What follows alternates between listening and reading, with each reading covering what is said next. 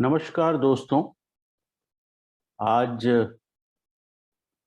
2 मार्च 2022 है और ये प्री मार्केट रिपोर्ट है जो आप तक 5paisa.com के सौजन्य से पहुंच रही है। अब कल का अगर हम S&P 500 देखें तो वहां पे गिरावट आई है और ये जो रैली थी ये एक हद तक टर्मिनेट हो गई है। अब इससे पहले कि हम आगे बढ़ें, अगर आपको हमारी मार्केट कॉल्स, हमारी market insights, economic geopolitical events पे हमारी राय चाहिए तो आपको इस वीडियो के नीचे एक डीमैट लिंक है 5पैसा का, उसके थ्रू अकाउंट खुलवाना पड़ेगा।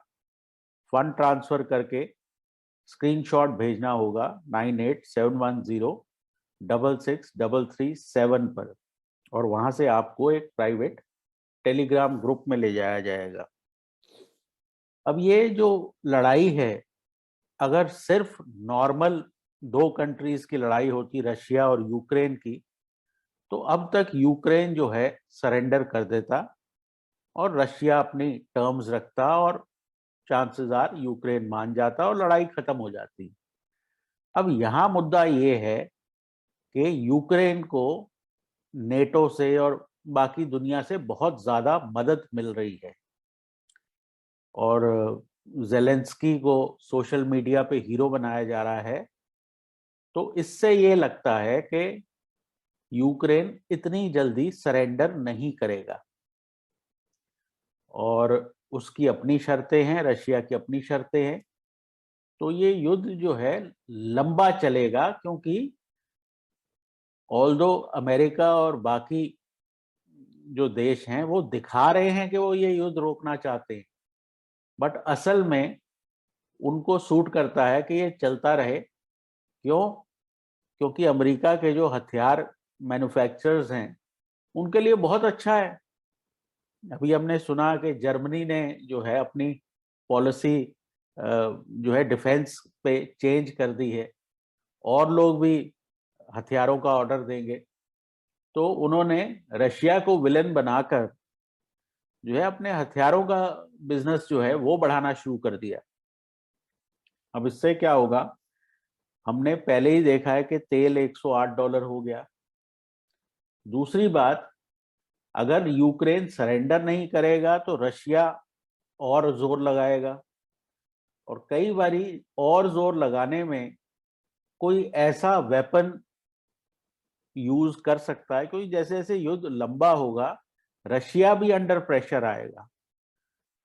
तो क्या ऐसा हो सकता है कि यूक्रेन को सरेंडर कराने के लिए रशिया कोई बड़ा हथियार यूज करे? तो न्यूक्लियर या नॉन न्यूक्लियर हो सकता है, लेकिन ये अब जिस तरफ सिचुएशन जा रही है ये युद्ध जल्दी खत्म नहीं होने वाला कन्वेंशनल वेपन से। तो ये ओवरऑल मेरा टेक है कि अगर ये युद्ध एक्सपैंड होता है, इसका मतलब ये है कि अगर और कंट्रीज इन्वॉल्व हो जाती हैं तो फिर बाजारों के लिए प्रॉब्लम है और फिर 16,200 भी जाएगा। और ये ऐसी चीजें हैं जो कह नहीं सकते कि क्या होगा। फिलहाल के लिए ऐसा लगता है कि नॉर्मल सरेंडर और नॉर्मल सीज फायर यहाँ पे नहीं होगी। तो ये आप लोगों को ध्यान रखना है कि इंट्राडे शार्प रैलीज होंगी, शार्प डिक्लाइंस होंगे। तो फिलहाल के लिए 16,200 से 16,800 900 तक हम मान सकते हैं कि आपकी रेंज होनी चाहिए। अगर हम निफ्टी SGX पे जाएं तो आज सुबह कल जो है SGX 400 पॉइंट अपने हाई से गिरा है। तो ये आप देख रहे हैं कितनी लंबी ये बार बनी है। तो यहाँ पर भी हमने 200 को एटलीस्ट SGX पे टेस्ट किया और वापस हम कोलैप्स हो गए। तो एक हद तक जो हमारा डिक्लाइन चल रहा था वो डिक्लाइन वापस शुरू हो गया है। लेकिन कुछ भी कहा नहीं जा सकता, क्योंकि आप ये नहीं जानते कि कभी कोई टॉक्स हो जाए, हो सकता है यूक्रेन सरेंडर कर जाए, सिमिलरली हो सकता है कि कोई बड़ा हथियार यूज हो जाए। तो बाजार जो है बड़ी उनमें अनसर्टेनिटी है और न्यूज फ्लो बहुत ज्यादा है। सिमिलरली बैंक निफ्टी पे भी हमने देखा कि कुछ मामूली रैली आई है, लेकिन अंडर परफॉर्मर रहा है कंपेयर टू निफ्टी। तो यहां पर भी ये 200 डीएमए जो है 36,678, ये हमारे लिए बहुत एक की रेजिस्टेंस रहता है। इसके नीचे हम एक डाउन ट्रेंड में रहते हैं।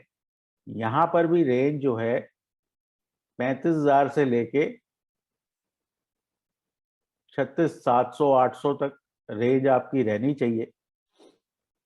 तो दोनों जगह ये जो 200 है ये बहुत एक क्रिटिकल जगह है। इसके ऊपर ही जो है बाइंग की तरफ आपका रुझान रहना चाहिए। इंट्राडे में आपको रैलीज मिलेंगी। और इंडिविजुअल स्टॉक्स की अगर हम बात करें तो एस्कॉर्ट्स बाय कर सकते हैं 1850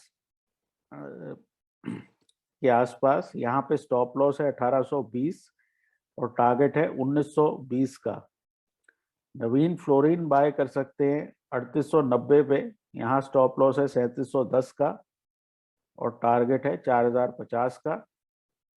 ओबरॉय रियल्टी बाय कर सकते हैं 907 के आसपास, यहाँ स्टॉप लॉस है 875 का और टारगेट 990 का।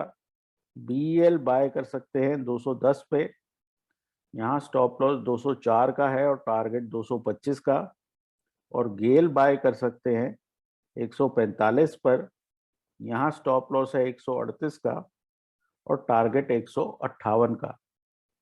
तो ओवरऑल रुझान जो है मिक्स्ड है, बहुत ज्यादा न्यूज फ्लो ड्रिवन है, लेकिन आपके पास बड़े की लेवल्स हैं जहां पे आपको बेसिकली शॉर्ट और लॉन्ग पोजीशंस लेनी है। 16,800 के आसपास आपको शॉर्ट जाना है। 16,200 आपका की लेवल है जहां पे जो है डाउन ट्रेंड एक्सेलरेट करेगा। सिमिलरली बैंक निफ्टी में भी आपको जो है 36,700 के ऊपर बाय करना है। और अगर वापस 35,000 टूटता है तो आपको जो है और अग्रेसिव सेल साइड के टारगेट्स मिलेंगे। ये सब डिपेंड करेगा क्रूड कहाँ जाता है, इस कॉन्फ्लिक्ट में क्या होता है। तो फिलहाल के लिए इतना ही।